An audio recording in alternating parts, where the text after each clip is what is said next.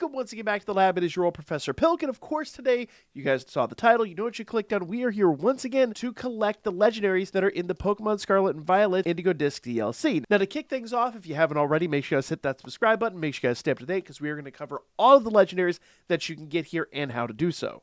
And collecting these legendaries is actually quite simple. What you're going to do to kick this off is basically you're going to open up this menu right here by hitting the right arrow on your D-pad, and this is going to give you a number of blueberry quests. And in these blueberry quests, you can have a number of things to do. I have to travel over 500 yards, create a TM, and a few other things. Now, in this particular situation, I'm over here creating a TM. I'm just going to create any old TM. Doesn't really matter which one we do. This any TM will do, and that will put a check mark on our list. Let's go ahead and create this real fast. Bam. Nope. And you will see up top, now I need to travel over 500 yards, and I've completed 3 out of the 10. Let's go ahead and complete a few more. So as I continue around here, it's just asking me to pick up a few items around the map. I think there's like 10 items or something like that I have to pick up, and then it will give me one more quest, and that will be my final quest, the actual blueberry quest. Hatch a Pokemon egg right there. Now, they're all a little bit different, but these orange quests, you can see like they're marked there by the crown. These are the big ones that are going to allow you to get quests with snacks worth. If you are doing this in Union Circle, sometimes you get a yellow quest there. That's a group quest that everybody has to partake in. And actually, then you'll get some other snacks from Snacksworth. But let's go talk to Snacksworth real quick. Now, if you fly over here to the lobby of the Blueberry Academy, you can actually talk to Snacksworth. He's the gentleman that's going to give you the different quests. And if you just glance over here to the right, you're going to see this fine-dressed gentleman over here. That is actually Snacksworth. Once you beat enough of these quests, he'll actually give you a bunch of different treats, and then you can talk to him and try to figure out which legendaries you want. Now, in Scarlet and Violet, there are a couple of different legendaries that are available. Now, in Scarlet, you can get Raikou, Entei, Suicune, Ho-Oh, Latios, Groudon, Reshiram, Solgaleo, and Glastrier. And in Violet, you can actually get Lugia, Latias, Kyogre, Cobalion, Terrakion, Virizion, Zekrom, Lunala, and Specterior. Now, Rayquaza, Kyurem, and Necrozma can only be obtained through group quests, so you will have to connect through Union Circle to obtain those. Now, the good news is if you're on Scarlet and you want the Violet legendaries, you can actually do that through Union Circle as well. As you do those group quests, you'll unlock those as well. So as you can see here on my screen, I actually have all of them, and we're going to be getting all of them here over the next few videos. So once again, make sure you guys subscribe to stay up to date.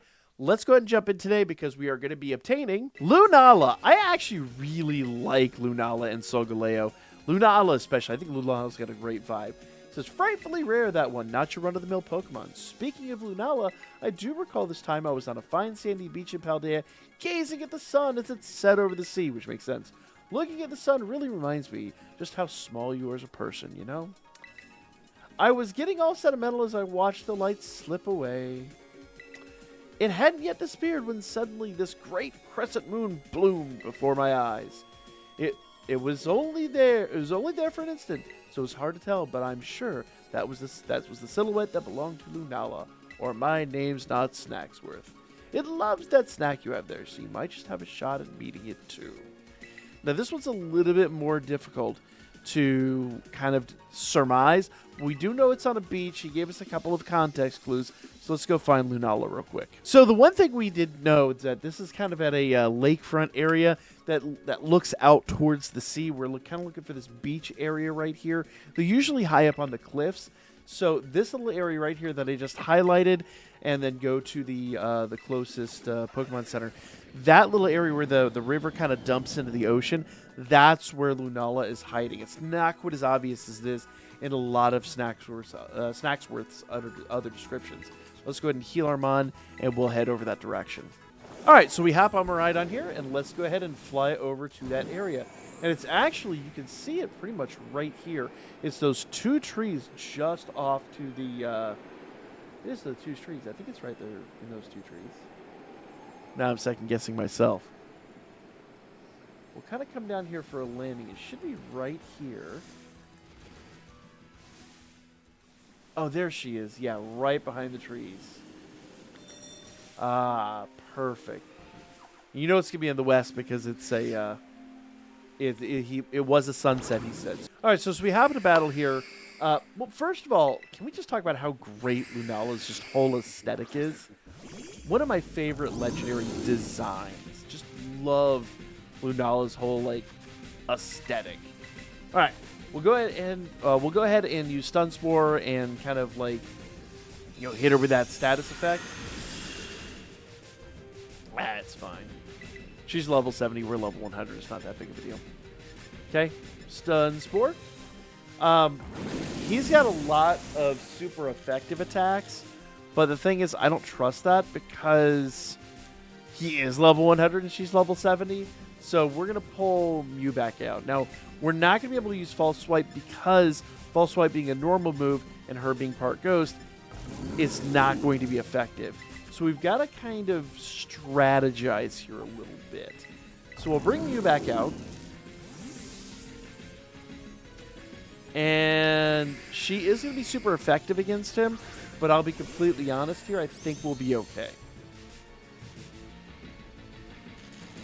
Plus she's paralyzed, which is fantastic for me. Alright, so what we're going to do here is we're going to go ahead and use Psychic Fangs. And I don't want to Swords Dance up just because I think it's going to do too much damage if we do that. We're just going to wear her down a little bit. This one could be a little rough. This one could go on for a good minute. Alright, she's in the yellow. That last Psychic Fangs did a lot of damage. How do I want to go about this? Let's just go ahead and throw a Pokeball and see what happens. Once again, we're using Heal Balls. And as kind of expected, that one didn't even bother to try to shake. Now, her Ghost moves aren't going to be effective on us, so I don't know why she even tried, but whatever. What? Actually, I said Ghost moves aren't going to be effective on us. Ghost moves are going to be effective on us, but... that was fast. So there you guys go. Per usual, like, subscribe, all that good stuff. I did not think it was going to go that quickly, but we got darn lucky. So I'll catch you guys on the next one.